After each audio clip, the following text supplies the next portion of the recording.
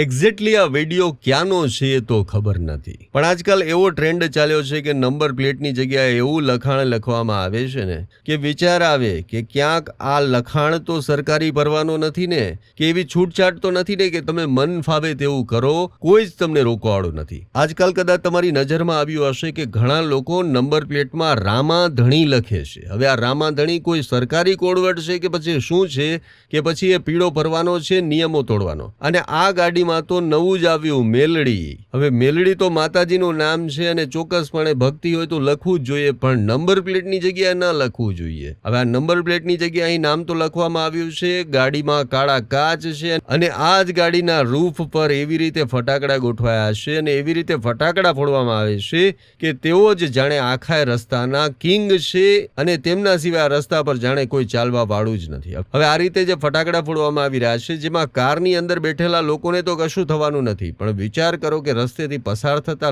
લોકોની શું હાલત થાય. હવે જો આ ફટાકડા એકી સાથે બ્લાસ્ટ થઈ જાય તો આસપાસમાંથી નીકળનારા વ્યક્તિનો જીવ જોખમાઈ જાય. પણ આપણે ત્યાં તો બધું જ ચાલે છે. રોજે રોજ આ પ્રકારના વિડીયો સામે આવતા હોય છે અને તંત્ર છે કે તે મૂક પ્રેક્ષક બની જાય છે. પણ જો આવા લોકોને ચોક્કસપણે પકડીને કડકમાં કડક સજા કરવામાં આવે તો આ દૂષણ અટકી શકે તેમાં કોઈ શંકા નથી.